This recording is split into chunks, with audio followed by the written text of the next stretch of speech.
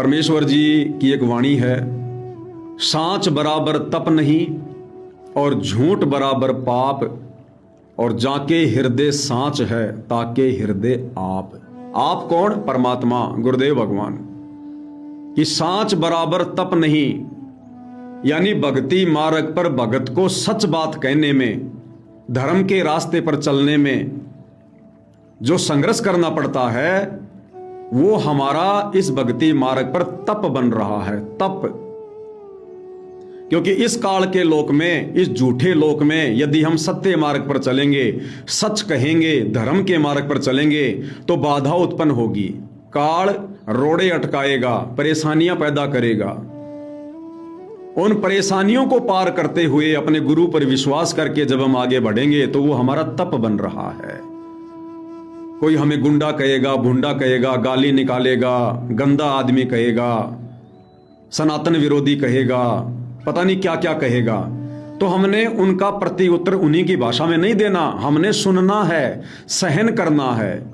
और जब हम सहन करेंगे और अडिग होकर अपने गुरुदेव के ज्ञान को आधार बनाकर आगे बढ़ेंगे तो वो हमारा तप बन रहा है। तप तो कहते हैं सांच बराबर तप नहीं, यानी भक्ति मार्ग में जो आत्मा मर्यादाओं के लिए संघर्ष करती है, समाज की परंपराओं से, लोक लाज से, घर परिवार समाज से, वो उसका तप बन रहा है।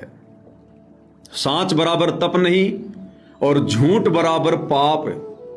और यदि हमने भगत होकर, यदि हमने जरा भी झूठ का सहारा लिया, अटबट की, तो भाई और बहनों फिर इससे बड़ा महापाप परमात्मा ने कोई दूसरा नहीं बताया।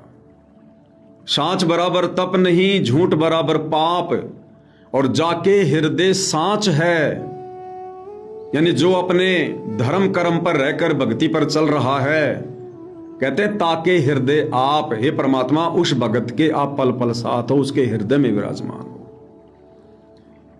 तो भाई और बहनों, हम साध संगति से जुड़ी सभी आत्माएं अपने परमपिता परमेश्वर पूज्य गुरुदेव भगवान परमेश्वर रामपाल जी को साक्षी मानकर, उन्हीं की ओड़ में, उन्हीं की आट में, उन्हीं की छत्र छाया में, उन्हीं को अपना आधार बनाकर आज एक और संकल्प करेंगे कि आज के बाद, आज 25 जुलाई 2026 के बाद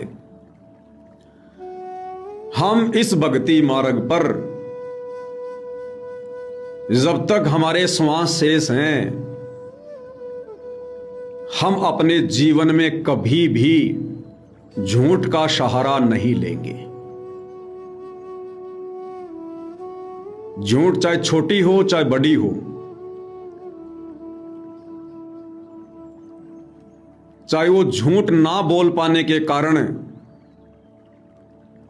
हमारे को कोई हानि हो रही हो, चाहे लाभ हो रहा हो, चाहे हमारी इज्जत कम हो रही हो, चाहे हम घर परिवार या समाज की नजरों में क्यों ना गिर रहे हो, चाहे हमने कैसी ही परेशानियों का सामना क्यों ना करना पड़े, लेकिन हम परमपिता परमेश्वर सतगुरु रामपाल जी के बच्चे साध संगति से जुड़कर आज के बाद अपने जीवन काल में, चाहे कोई सामाजिक कार्य हो चाहे धार्मिक कार्य हो, हम कभी भी झूठ का सहारा नहीं लेंगे। तब ये परमपिता परमेश्वर हमारे और निकट आएगा। परमेश्वर प्रसन्न होंगे कि ऐसा दृढ़ संकल्प वही आत्मा ले सकती हैं जिनको अपने गुरु पर विश्वास हो, जो इस काल की तरफ से जीवित मर रहे हैं, जिन्होंने समाज की लोक लाज को त्याग दिया है, जिन्होंने हर प्रकार से भय को त्याग दिया है कि अगर मैंने यहां पर यह झूठ नहीं बोला तो मेरा यह काम बिगड़ जाएगा। बिगड़े तो बिगड़े, लेकिन हमारे गुरुदेव भगवान का आशीर्वाद वो सच कहने के चलते बना रहे। हमने ये कोशिश करनी है। जैसे बहुत सारी बातें हैं, कई बार हम कहीं जा रहे होते हैं और हम लेट हो जाते हैं किसी कारण से, और हम ये सोचते हैं कि अगर मैं लेट हो गया तो सामने वाला नाराज होगा, तो वो बार बार फोन करता है, वो चाहे भगत हो चाहे रिश्तेदार हो, चाहे आप जहां काम धंधा कर रहे हैं आपका कोई सेठ साहूकार हो, और वो आपको जल्दी आने के लिए बार बार फोन कर रहा है कि कहां से आ गए, कहां से आ गए। और आप ये सोचकर कि अभी तो मैं बहुत दूर हूं, मैं तो 1 घंटे में पहुंचूंगा, और अगर मैंने ये कह दिया कि मैं 1 घंटे में आऊंगा तो सेठ तो नाराज हो जाएगा।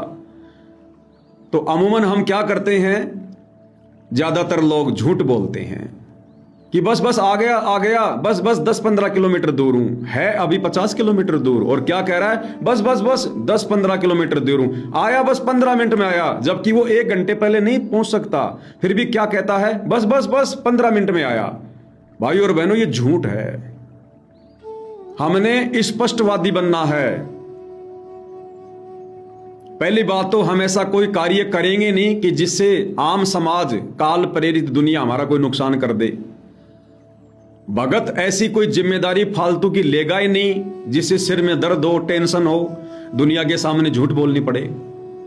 फिर भी यदि कोई ऐसी नौबत हो जाए तो आप और हमने झूठ का सहारा नहीं लेना। बिल्कुल क्लियर बात करनी है कि भैया ऐसी ऐसी बात है, यहां पर हूं और इतना समय लगेगा, और ज्यादा भी लग सकता। भाई बिल्कुल झूठ का सहारा नहीं लेना। ये दास केवल एक छोटा सा एग्जाम्पल दे रहा है। बाकी किसी भी क्षेत्र में, चाहे हमारी बात बिगड़ती दिखाई दे, चाहे हमारा काम बिगड़ता दिखाई दे, चाहे हमें नुकसान होता दिखाई दे, हम सतगुरु रामपाल जी के भक्तों ने जो साध संगति से जुड़े हैं, अब हमने बिल्कुल भी झूठ का सहारा नहीं लेना है, 1% भी। यदि हम अपने भगत भाई बहनों के साथ कोई बात कर रहे हैं और यदि हमने झूठ का सहारा ले लिया, यदि हमने छोटा सा भी झूठ बोल दिया,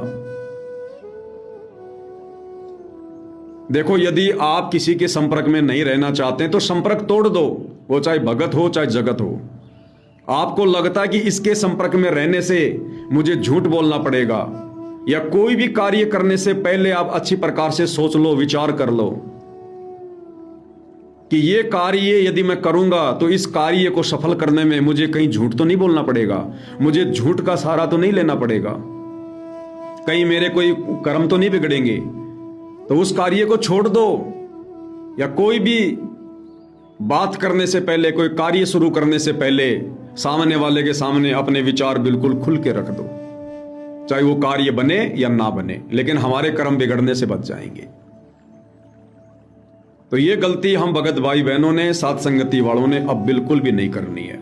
इससे भाई और बहनों परमात्मा हमारे नजदीक आएगा, हमारा भी अपने गुरुदेव में विश्वास बढ़ेगा, और धीरे धीरे धीरे धीरे जो हमारे संपर्क में लोग हैं या जो भगत हैं उनका विश्वास भी हमारे ऊपर दृढ़ हो जाएगा कि भाई ये व्यक्ति झूठ नहीं बोलता, ये आदमी झूठ नहीं कह सकता। यदि कहीं कोई चर्चा चलेगी कि उस आदमी ने ये बात कही है, तो सामने वाला क्या कहेगा कि भाई वो भगत झूठ नहीं बोल सकता, भाई वो जो बोलेगा बिल्कुल सच्ची बात बोलेगा। तो हम भक्तों के प्रति लोगों का विश्वास भी बढ़ेगा, और यही तो सतगुरु रामपाल जी के भक्तों की पहचान होनी चाहिए कि दुनिया हमारे ऊपर आंख बंद करके विश्वास करे, आंख बंद करके। अब जैसे मान लो ये पवन दास अपने ऊपर एक छोटा सा उदाहरण देता है। परमात्मा ने जिस प्रकार दास को निमित्त बनाया है साथ संगति में भक्ति क्रियाओं को लेकर, और उन क्रियाओं को करने के चलते आज हजारों की संख्या में आत्माओं ने अपना जीवन संवार लिया, सुधार लिया है, मोक्ष मार्ग पर चल पड़े हैं। एक छोटा सा उदाहरण देख लो। जैसे परमात्मा ने दास को निमित्त बना के सबको जो साथ संगति से जुड़े हैं विषय वासनाओं से दूर कर दिया, जो पति पत्नी वाले जो कर्म थे उनसे हटाकर भाई बहन के रिश्तों में तब्दील कर दिया। अब जो जो भगत भाई बहन मुझ पवन दास की विचारधारा से परिचित हैं, साथ संगति की वीडियो देखते हैं, अब यदि उनको कोई भगत भी कहे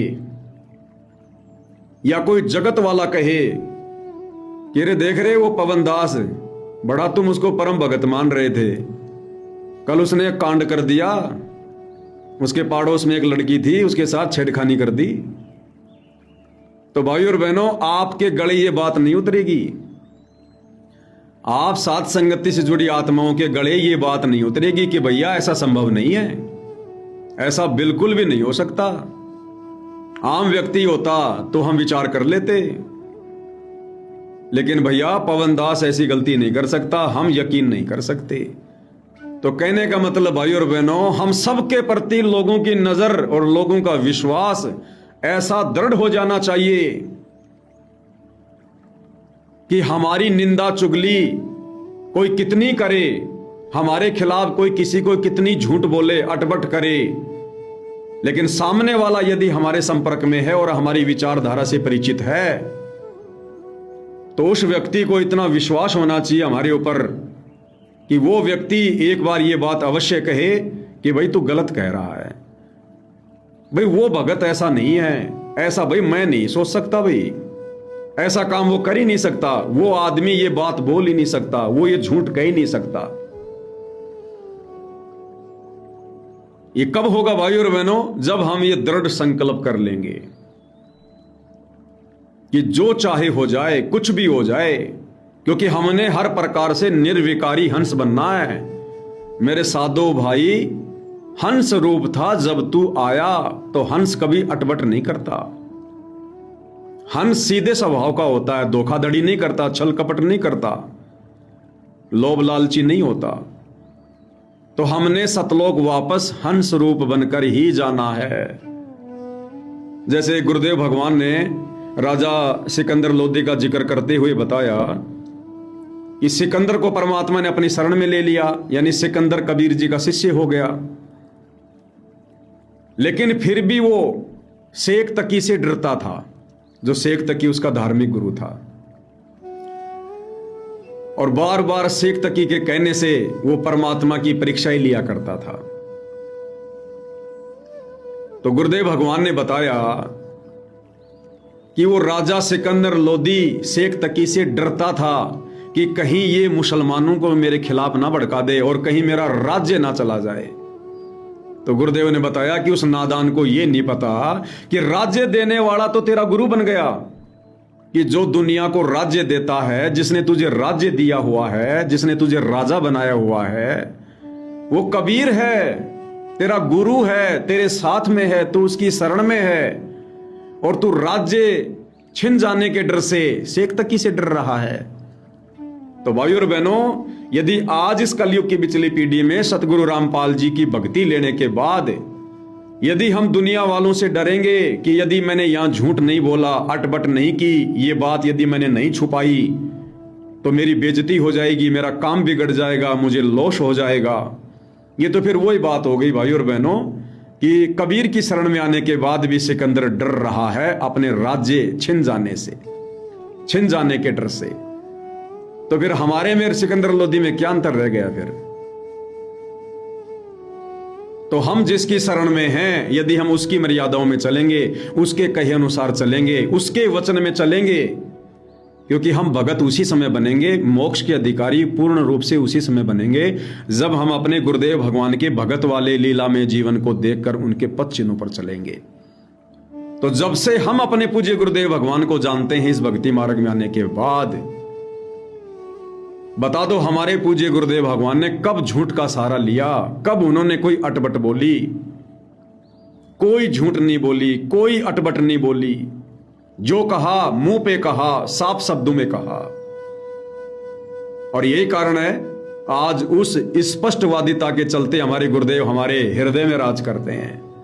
आज हम जितना विश्वास अपने पूज्य गुरुदेव भगवान के ऊपर करते हैं, हम शौपन में यहां किसी के ऊपर कर ही नहीं सकते। तो इसी प्रकार भाइयों और बहनों, आने वाले समय में दुनिया सतगुरु रामपाल जी के भक्तों के ऊपर इतना ही अटूट विश्वास करे, लोग ये कहना शुरू कर दें कि अगर उस भगत ने अगर हां भर दी तो फिर मुझे कोई चिंता नहीं है। जैसे कोई किसी के पास में पैसे के लिए आता है कि भाई मुझे 50,000 रुपए चाहिए और मैं आपके 1 महीने में लौटा दूंगा, और जिसने पैसे देने हैं उसको उसके ऊपर विश्वास नहीं है, तो वो क्या करता है, वो क्या कहता है कि भाई तू फला फला आदमी से हां भरवा दे, यानी जिस आदमी पर वो विश्वास करता है उसका नाम लेता है कि तू फला फला आदमी से हां भरवा दे, फिर मैं तुझे 50,000 रुपए दे दूंगा। तो इतना विश्वास इस समाज को, इस संसार को सतगुरु रामपाल जी के भक्तों पर होना चाहिए। लेकिन वो कब होगा? जब हम आज से रिहर्सल शुरू करेंगे, जब हम आज से अपने व्यवहार को सुधारेंगे, गलतियां करने से बचेंगे, झूठ बोलने से बचेंगे, अटपट करने से बचेंगे, तब जाकर भाई और बहनों इस कलयुग में सतयुग आएगा। और इसीलिए परमात्मा ने कहा है कि 4 साल के अंदर अंदर मैं आदि सनातन धर्म स्थापित कर दूंगा, क्योंकि आदि सनातन धर्म में कोई झूठ नहीं बोलता। जो झूठ बोला करता था उसको तुरंत नुकसान हो जाया करता था, वो बीमार पड़ जाया करता था। तो ये आदि सनातन धर्म की स्थापना सतगुरु रामपाल जी हम सत्सेवक भाई बहनों को आधार बनाकर बोल रहे हैं, क्योंकि खाली आदि सनातन धर्म का कोई प्रचार थोड़ी करना है, इस नाम का कोई प्रचार थोड़ी करना है कि आदि सनातन धर्म, आदि सनातन धर्म, इस शब्द का थोड़ी कोई प्रचार करना है। वो आदि सनातन धर्म बनेगा कैसे? जब इंसान सुधरेगा, अपनी बुराइयों को छोड़ेगा, अपनी आत्मा को पाक पवित्र और निर्मल करेगा। क्योंकि आदि सनातन धर्म कहां लागू है? सतलोक में। अरे काल के लोक में तो सनातन धर्म है, और गुरुदेव बात कर रहे हैं आदि सनातन धर्म की। गुरुदेव कह रहे हैं कि आदि सनातन धर्म लागू कर दूंगा, यानी सतलोक वाली विचारधारा लागू कर दूंगा 4 साल में। तो भाई और बहनों, वो किसको आधार बनाकर कह रहे हैं परमात्मा? सतलोक आश्रम वाले तो रमेणियां कर रहे हैं, काल की खुराक तैयार कर रहे हैं, विषय वासनाओं में फंसे पड़े हैं, दुनिया की बेकार कर रहे हैं, ढंग से भक्ति नहीं कर रहे, त्रिकाल संध्या भी नहीं कर रहे। तो परमेश्वर किन आत्माओं के ऊपर विश्वास करके, भरोसा करके और अपनी जुबान से सार्वजनिक बात कह रहे हैं कि 4 साल में आदि सनातन धर्म स्थापित कर दूंगा, यानी सतलोक वाली विचारधारा यहां मैं जन जन में पैदा कर दूंगा। आप और हम साध संगति से जुड़ी अपनी आत्माओं के विश्वास पर, कि मुझे विश्वास है मेरी साध संगति से जुड़े मेरे बच्चे मेरी विचारधारा को समझकर आदि सनातन धर्म वाली धारा पर चल चुके हैं, विचारधारा पर चल चुके हैं। तो भाई और बहनों, आप और हमने तैयार होना है। हमारे गुरुदेव ने हमारे ऊपर विश्वास करके ये बात कही है, हमने अपने गुरुदेव के विश्वास को नहीं तोड़ना, भले हम टूट जाएं। तो ये वाणी आज से पहले हम सुना करते थे कि साच बराबर तप नहीं, झूठ बराबर पाप, और जाके हृदय साच है ताके हृदय आप। यानी जिस भगत के हृदय में सच्चाई है, जो अपने धर्म पर है, उसी भगत के हृदय में गुरुदेव भगवान विराजमान हैं। तो आज के बाद हम साध संगति से जुड़े भाई बहन ये दृढ़ संकल्प करते हैं अपने गुरुदेव की ओट में, उनकी छत्र छाया में, अन्यथा हम 2 कोटि के जीवों की कोई औकात नहीं जो हम संकल्प लेकर संकल्प पर रह सकें, कि आज के बाद हम अपने जीवन में अंतिम श्वास तक, चाहे हमें लाभ हो या नुकसान हो, इज्जत हो या बेइज्जती हो, चाहे हमने भीख का कटोरा हाथ में क्यों ना लेना पड़े, हम अपने गुरुदेव भगवान को लज्जित करने के लिए झूठ का सहारा नहीं लेंगे। हम कभी किसी के साथ में धोखाधड़ी वाली बात नहीं करेंगे। आज हम ये दृढ़ संकल्प करते हैं। और भाई और बहनों, केवल इतने से बात नहीं बनेगी, इतने से मन के ऊपर कंट्रोल नहीं होगा। अब ये संकल्प लेने के बाद अगर किसी ने जानबूझकर गलती कर दी, जानबूझ के बकवाद कर दी, झूठ का सहारा ले लिया, देखो यदि अनजाने में झूठ निकल गई उसकी तो माफी है, लेकिन हमें पता है कि अब मैं जो करने जा रहा हूं वो झूठ है, वो गलत है, और उसके बाद भी आपने समाज के डर से, लोकलाज के डर से, काम धंधे में नुकसान होने के डर से, हानि होने के डर से, यदि आपको पता होने के बाद भी आपने झूठ का सहारा लिया, तो उसके बाद फिर क्या करना है? हमने अपनी उस गलती को, जो हमने गलती की है, महीने की अंतिम तारीख को हमने वीडियो बनाकर सोशल मीडिया पर सार्वजनिक करनी पड़ेगी। यदि यह संकल्प लेने के बाद हमने गलती कर दी, हमने झूठ का सहारा लिया, या किसी को भी हमने झूठ बोल दिया, तो हमने अपनी उस गलती को सार्वजनिक करना पड़ेगा। महीने की अंतिम तारीख को वीडियो बनाकर कि मुझ नीच आत्मा से संकल्प लेने के बाद, और ये दुष्टता हो गई, ये गलती मैंने कर दी, और पश्चाताप के साथ आपने सार्वजनिक तौर पर अपने गुरुदेव भगवान से माफी मांगनी है, और जिस आत्मा के साथ आपने छलबल किया है, झूठ बोला है, आपने उससे माफी मांगनी है। तो संकल्प वही लेना जो पहली बात तो गलती ना करे, चाहे जो कुछ हो जाए, और यदि गलती हो जाए तो फिर अपनी गलती को सार्वजनिक करने की हिम्मत हो। क्योंकि जब आप अपनी उस गलती को सार्वजनिक करोगे संकल्प लेने के बाद, फिर आपकी विशेष इज्जत नहीं रहेगी भगत समाज में, ध्यान रख लेना। आप भगतों की नजरों में गिरोगे, आप समाज की नजरों में गिर जाओगे जो जो आपका वीडियो देखेगा। और अगर एक से ज्यादा बार गलती कर दी तो कोई भगत भी फिर आप पे विश्वास नहीं करेगा। फिर तो इस मन पापी को यह डर होना चाहिए कि मेरे से गलती ही ना बने, मैं अपने भगत भाई बहनों की नजरों में ना गिरूं, मैं अपने गुरुदेव भगवान की नजरों में ना गिरूं। क्योंकि संकल्प ले लिया और जानबूझ के गलती कर दी, वो गलती चाहे मर्यादा तोड़ने की हो, चाहे किसी भी प्रकार का संकल्प लेकर संकल्प को तोड़ने की हो, चाहे भक्ति मार्ग पर झूठ बोलने की हो, कोई भी गलती, किसी भी प्रकार की गलती जो हमारी मर्यादाओं से हटके है, जो इस धर्म से हटके है, जो गुरुदेव ने हमें शिक्षा दी है उन शिक्षाओं से हटके है, जो हमने नहीं करना चाहिए था, और यदि हमने जानबूझकर पता होने के बावजूद भी कर दिया तो फिर हमने उस गलती को सार्वजनिक करना पड़ेगा। और यदि संकल्प लेकर हमने जानबूझकर की गई गलती को, झूठ को सार्वजनिक नहीं किया तो फिर यह भक्ति हमारी नष्ट होगी।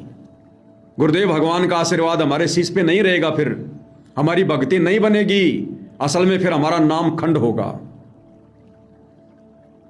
तो ये सोच विचार के संकल्प लेना अगर आप साथ संगति से जुड़े हो तो। अब यदि आप संकल्प नहीं लोगे तो भी आपकी कमजोरी, और संकल्प लेकर आपने गलती कर दी तो भी आपका मरना। तो कहने का मतलब दृढ़ होना पड़ेगा। परमात्मा मन की बकवाद के लिए, मन के षड्यंत्र के लिए, हम आत्माओं के कल्याण के लिए अब किसी प्रकार का कोई वीक पॉइंट नहीं छोड़ना चाहते हैं। हमें हर प्रकार से परमात्मा बांध के रखना चाहते हैं, बांध के, ताकि काल को मौका ना मिले। हां, यदि कोई ऐसी बात है जो आप किसी भगत को नहीं बताना चाहते हैं तो आपने झूठ बोलने की आवश्यकता नहीं है। आप झूठ मत बोलिए, बात को मत घुमाइए। आप सीधे सीधे कह दो कि भगत जी अभी मैं वो बात बताने की स्थिति में नहीं हूं। आप सीधा सीधा कह दो कि भगत जी अभी मैं आपको बताने की स्थिति में नहीं हूं, भगत जी फिर कभी बताऊंगा। इस प्रकार कह के आप उस बात को घुमा दीजिए, लेकिन झूठ मत बोलिए। झूठ बोलने से हमारा वो कर्म बन जाएगा, हमारे कर्म बिगड़ जाएंगे, फिर आपने उस गलती को सार्वजनिक भी करना पड़ेगा, और सामने वाले का विश्वास फिर आपके ऊपर कम हो जाएगा। क्योंकि आप क्या सोच रहे हो, अब वो समय आ गया है। काफिर के अंग में गुरुदेव ने हमें जो एक बात बताई है ना, कि वो काफिर जो अंतरकाती, वो व्यक्ति भी ढेढ़ है, नीच है, वो भगत भी काफिर है, जिसके मन में दोष है, जो किसी बात को लेकर झूठ बोलता है, वो भी काफिर है। और फिर क्या बताया गुरुदेव ने कि आप यदि सामने वाले के साथ में अटपट करोगे, छल करोगे, धोखाधड़ी करोगे, तो सामने वाले के दिल में भी तुरंत वैसे ही विचार आ जाएंगे तुम्हारे प्रति। वो लक्कड़ मर्चेंट और राजा की कथा सुनाई ना। वो राजा सुबह सुबह घूमने जाता था, एक चंदन की लकड़ी का व्यापारी था। राजा उस व्यापारी को देखता तो उसके मन में आता कि मैं इसको फांसी तोड़ दूं, ये बहुत निकम्मा आदमी है। जबकि राजा उसको जानता भी नहीं, राजा ने उसका कुछ बिगाड़ा भी नहीं, फिर भी राजा के मन में वो विचार आ रहे थे। राजा ने ये बात अपने मंत्री से कही तो मंत्री ने एक साधु की सहायता ली। उस साधु ने बताया कि ये जो लकड़ी का व्यापारी है, इसके मन में राजा के प्रति दोष है। जब जब उसके मन में दोष आता है तो इधर राजा के मन में भी दोष आता है। तो दोनों वहां गए लकड़ी मर्चेंट के पास और पूछा कि भाई ऐसी ऐसी बात है, राजा तेरे विषय में ये कह रहा है, या तो सच्ची बात बता दे कि राजा के प्रति तेरे मन में क्या दोष है, वरना बात बिगड़ गई है। उसने कहा जी साची बता दूं। बोलो साची बताएगा तभी तेरी जान बचेगी, नहीं तो बात बिगड़ चुकी है। तो उस व्यापारी ने कहा जी मेरे मन में यह आता है कि यह राजा मर जाए, क्योंकि जब राजा मरता है तो बड़े बड़े लोग, बड़े बड़े सेठ अपने नंबर बनाने के लिए उसकी जो वो चिता होती है उसके ऊपर चंदन की लकड़ी डालते हैं। और मैं हूं चंदन का व्यापारी, मुझे हो गया है ये कर्जा, तो मैं सोच रहा हूं अगर राजा मर जाए तो बड़े बड़े लोग जो है वो चंदन की लकड़ी मेरे से लेके जाएंगे और मेरा टोटा दूर हो जाएगा, मेरा कर्जा दूर हो जाएगा। तो मंत्री ने कहा कि आज के बाद ऐसे विचार अपने मन में मत लेके आना, नहीं तो देख ले तेरी बात बिगड़ गई है। राजा ने यह आदेश दे दिया। अब वो डर गया और उसी समय उसके विचार चेंज हो गए और लकड़ी मर्चेंट सोच रहा कि ऐसा राजा, ऐसा धर्मात्मा राजा क्या बार बार होता है? हे भगवान, मेरी उम्र भी इसको लग जाए। अब उसके विचार चेंज हो गए राजा के प्रति, अच्छे विचार हो गए। अब मंत्री ने आकर कहा कि महाराज आप कल फिर जाना घूमने के लिए और फिर आप जी बताना। दूसरे दिन राजा गया, उसकी दुकान के आगे से गुजरा तो राजा के मन में आया कि ये तो बहुत ही अच्छा नागरिक है और ऐसे नागरिक क्या बार बार होते हैं, मैं तो फालतू में इसके बारे में सोच रहा था। जब राजा वापस आया तो मंत्री ने पूछा कि महाराज आज क्या रहा? तो मंत्री ने कहा कि आज मेरे मन में उसके प्रति कोई गलत विचार नहीं आया। क्यों नहीं आया? क्योंकि उस व्यापारी के विचार भी राजा के प्रति अच्छे हो गए, तो इधर से राजा के विचार भी अच्छे हो गए। तो भाइयों और बहनों, अब ये बात साध संगति पर लागू होगी, क्योंकि साध संगति से जुड़ी हम आत्माएं पाक पवित्र और निर्मल हो चुकी हैं। अब यदि हम किसी के भी प्रति मन में दोष लाएंगे, अपने रिश्तेदार के प्रति, भगत भाई के प्रति, घर वालों के प्रति, तो उनके मन में भी वो भावना तुरंत आएगी।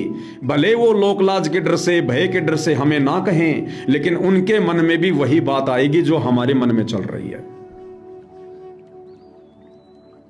तो अब आप और हमने उस जड़ को ही समाप्त कर देना है। आपने यदि किसी को कोई बात नहीं बतानी है, यदि कोई पूछता है और आप यदि वो बात नहीं बताना चाहते तो झूठ मत बोलो, बात को घुमा दो कि भगत जी फिलहाल आपको नहीं बता पाऊंगा, भगत जी फिलहाल वो बात बताने में मैं थोड़ा समर्थ नहीं हूं। ये कह के टाल दो, ना उसके कर्म बिगड़े ना तुम्हारे कर्म बिगड़े। और यदि आपने झूठ बोल दिया, नेले पे दैला मार दिया, अटपट कर दी कि मैं इसको गुमराह कर दूं, इसको क्या पता चलेगा?